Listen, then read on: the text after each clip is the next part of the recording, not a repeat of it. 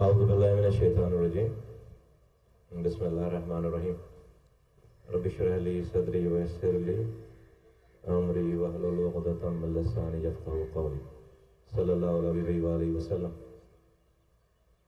मोहतरम साफ़ी हज़रात, print electronic media से आए तमाम दोस्तों, यहाँ पर मौजूद खालिद मकबूल सिद्दीकी भाई, उनके रफ़क़ा, फारूक सत्तार भाई, उनके रफ़क़ा, तमाम कारकुनों को, तमाम ज़िम्मेदारों को, जहाँ जहाँ मेरी आवाज़ इस मीडिया के ज़रिए जारी है, सबको अस्सलाम वालेकुम।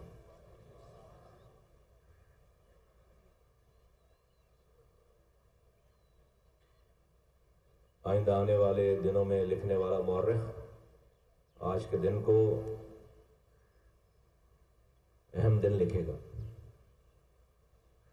कुछ ऐसे फैसले इस दिन होने जा रहे हैं जो कि ना समझ में आने वाले हैं। अगर हम अपनी बात करें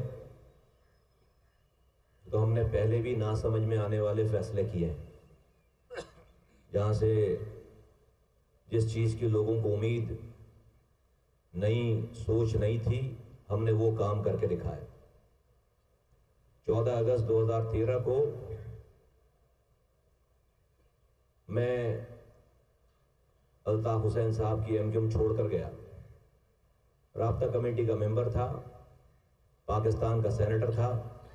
अल्ताफ हुसैन साहब से हमारी कोई लड़ाई नहीं, कुछ उन्होंने हमसे नहीं लिया था। जो कुछ बढ़ता था हमें मिलती थी वो चीज़। कोई पर्सनल लड़ाई नहीं थी, कोई ज़ाती लड़ाई नहीं थी, कोई ज़ाती रंजिश नहीं थी। अक्टूबर 2013 को अनीस कायम खानी साहब राब्ता कमेटी के मेंबर थे, छोड़कर चले गए। 3 सालों तक हमने कोई बयान, कोई आवाज़, कोई सोशल मीडिया इस्तेमाल नहीं किया। 3 मार्च 2016 को मैं और अनीस कायम खानी साहब यहाँ पर आए हैं और हमने जो कुछ कहा है, जो बगावत की है, वो बबांगे दोहल की। ना समझ में आने वाली बात, जिस वक्त सच बोलने की सबसे छोटी सजा इस शहर में मौत थी, हम उस वक्त आकर यहाँ पर हमने जो कहा वो हमने कहा। क्यों? मेरा कोई भाई नहीं मर रहा था, मेरा कोई भाई लापता नहीं था, शोदा कब्रिस्तान में मेरे किसी भाई की लाश नहीं जा रही थी। रोजाना पाकिस्तान की रियासत को गालियां बकी जा रही थी, पाकिस्तान की फौज को गाली बकी जा रही थी, नरेंद्र मोदी को आवाज लगाई जा रही थी कि नरेंद्र मोदी अपनी सरहदें खोलो और हमें सियासी पनाह दो। माओ को, बहनों को बिठाकर कैमरे लगाकर यह बताया जा रहा था कि बायोलॉजिकली जो है वो बच्चे कैसे पैदा किए जाते हैं, और नाम था मुहाजिरों के वो बाबा कौम। मैं मुहाजिर हूं, मुझे अपने मुहाजिर होने पे फख्र है। जिस तरह से किसी को अपने सिंधी होने पे, बलोच होने पे, पंजाबी होने पे फख्र है, मुझे अपने मुहाजिर होने पे फख्र है। लेकिन ये वो दौर था जब रोजाना हर तीसरे दिन शोदा कब्रिस्तान में झंडे में लपेट कर लाश जाती थी। माएं अपने लापता बच्चों को ढूंढती फिरती थी शहर में। हमने आकर आवाज लगाई रियासत को, पाकिस्तान के लोगों को, कि ये जो साहब रोजाना बैठकर मुहाजिरों का नाम लेकर अपने ख्यालात का इजहार कर रहे हैं, मैं बिंगे मुहाजिर इनसे बगावत करता हूं। मैं बिंगे मुहाजिर ये कहता हूं कि ये मुहाजिरों की बात नहीं है, और सिर्फ उनके कहे हुए को तमाम मुहाजिरों को उसकी सजा ना दी जाए।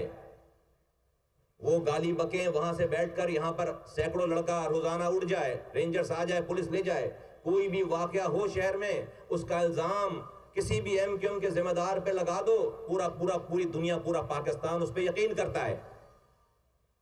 तो उनकी जिंदगी में यह आवाज लगनी चाहिए थी मुहाजिरों के दरमियान से। इसलिए हमने जो सही समझा अपनी कौम के लिए, अपनी जान को हथेली पे डालकर हमने 3 मार्च 2016 किया। अपनी जात के लिए नहीं किया, अपने लोगों के लिए, अपनी कौम के लिए और अल्लाह की मखलूक के लिए ये तमाम चीजें की। अल्लाह का शुक्र है कि आज इस शहर में जो एवरेज 22 लाशें रोजाना गिरती थी, हर कम्युनिटी से हमारी लड़ाई थी, हर हर हर इलाके में मोर्चे बने हुए थे।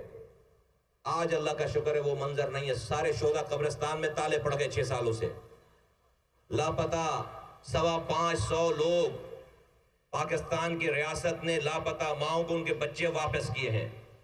आज इस शहर में हाँ मसाइल हैं, लेकिन आज इस शहर में हर घंटे के बाद टीवी पे डब्बा नहीं चल रहा जिसमें लाशें गिरने की खबर आ रही है। अल्लाह ताला ने यह काम और लोगों से भी करवाया होगा, लेकिन इसमें हमारा भी हिस्सा है। आज 2023 है, आज 12 जनवरी है। आज एक फिर इम्तिहान हमारे सरों पर आ खड़ा हुआ, और वो ये कि हमने इस शहर को रॉ के तसल्लुत से इसलिए नहीं आजाद करवाया था कि आसिफ अली जरदारी साहब इसको अपनी जागीर समझ लें। यहां पर ऐसी पार्टियां जिन्होंने 15 सालों से जिनकी हुक्मरानी है, एक पार्टी जिसकी अभी 4 सालों तक हुक्मरानी रही है, एक ढेले बराबर का काम नहीं किया। लेकिन इस तमाम सियासी सूरत हाल की वजह से कि ये इधर बैठे हैं हम उधर बैठे हैं, वो ये ख्वाब देखने लगे कि इस शहर पे आइंदा नस्लों तक के लिए कब्जा करने का की मंसूबाबंदी हो गई। जरा सा कुछ लोग इस शहर में शरीफ क्या हुए कि पूरा शहर ही बदमाश हो गया। हर कोई डिस्ट्रिक्ट सेंट्रल कब्जा करने के ख्वाब देख रहा है, कोई जो है वो डिस्ट्रिक्ट कोरंगी कब्जा करने के ख्वाब देख रहा है। तो फिर हमारा इम्तिहान शुरू हो गया। आया कि मैंने अपनी अना देखनी है, अपनी कही हुई बात पर आखिरी सांसों तक डट जाना है, अपनी जात को ऊपर रखना है, या फिर 3 करोड़ लोगों के लिए कोई फैसला करना है जिसमें मेरी जात पीछे जाए, जिसमें मेरी जात मेरी अना को ठेस पहुंचे, जिस पर मुझे लोग ताने दें, जिस पर मुझे लोग बातें करें। इन सारी चीजों को सहकर आज इस सारी चीजों का फैसला करके आज मुस्तफा कमाल और उसके साथी आज एक और हिजरत करने आए हैं, और वो हिजरत हम पाक सरजमीन पार्टी से मुत्तहिदा कौमी मूवमेंट की तरफ कर रहे हैं।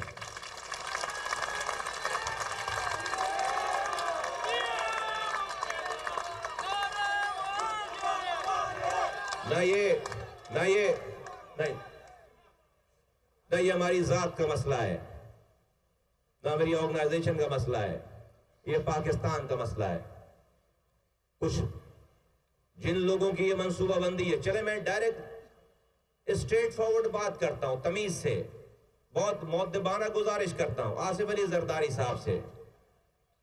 उनका इरादा है कि बिलावल भुट्टो जरदारी को वजीर आजम पाकिस्तान बनाएं, लेकिन वो अपने वजीरों को समझाएं कि वो अपनी चंद सीटों की खातिर कराची पे कब्जा करके अगर पूरे कराची को उन्होंने पीपल्स पार्टी का मुखालिफ बना लिया, तो क्या बिलावल भुट्टो अफोर्ड कर सकेंगे कि कराची को अपने साथ अपने खिलाफ खड़ा कर लें और वजीर आजम बन जाएं?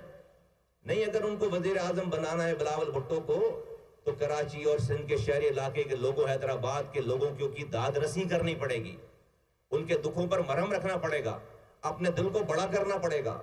और ये मैं कोई मुखालफत की बात नहीं कर रहा, मैं बहुत ही अदब से, बहुत ही मुअद्दबाना गुजारिश कर रहा हूं कि चंद लोगों की बातों में आकर सारा गेम खराब ना करें। हम नहीं लड़ना चाहते, लेकिन अगर मैं मुहाजिर हूं और 2.5 लाख आपने नौकरी दी है, और इस शहर में कोटा सिस्टम था, उस कोटे पे भी कोटा नहीं दिया, 40% कोटा था, उस पे भी जाली डोमिसाइल बनाकर आप एक नौकरी नहीं है कराची हैदराबाद वालों को, एक यूनिवर्सिटी नहीं है, पीने का पानी घर में आता नहीं है, सीवरेज का पानी घर से बाहर जाता नहीं है, कचरा आप उठाने नहीं देते, रात में लाइट नहीं, सुबह गैस नहीं, तबाह बर्बाद है शहर।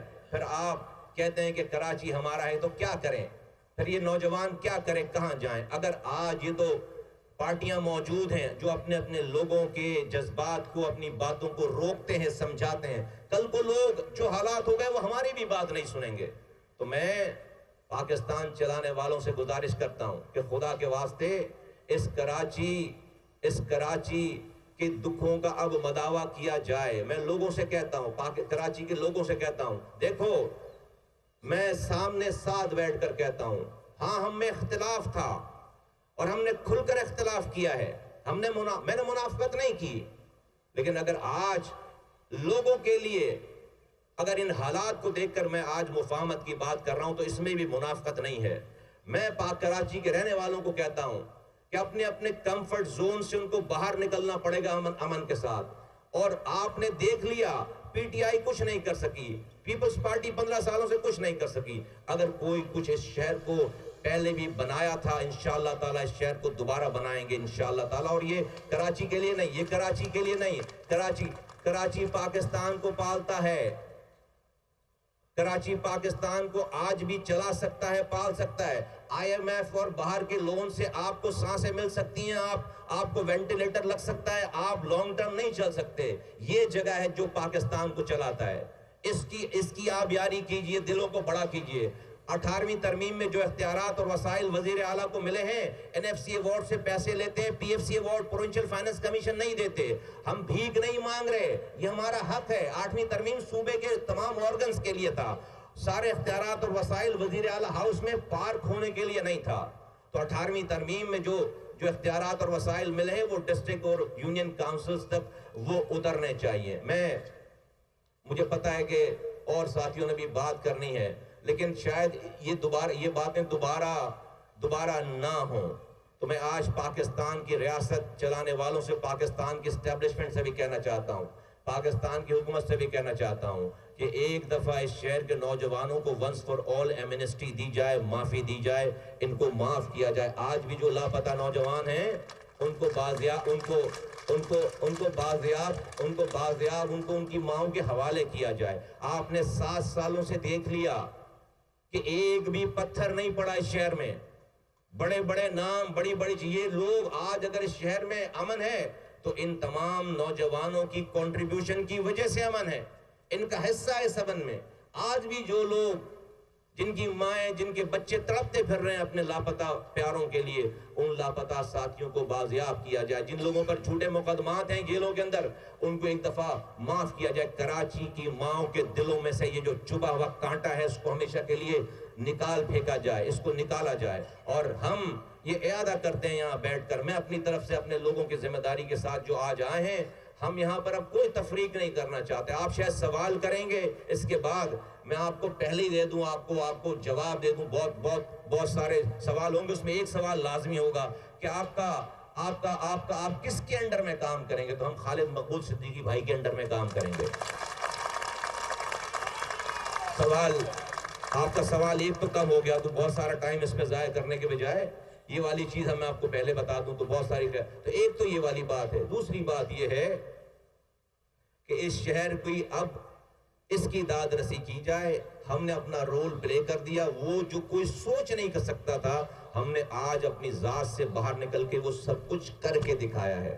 वो सब कुछ हमने करके दिखाया है और इंशाअल्लाह ताला इसके असरात कराची और पूरे तमाम सिंध और सिंध के तमाम अजला और तमाम पाकिस्तान के रहने वालों पे इसके असरात होंगे।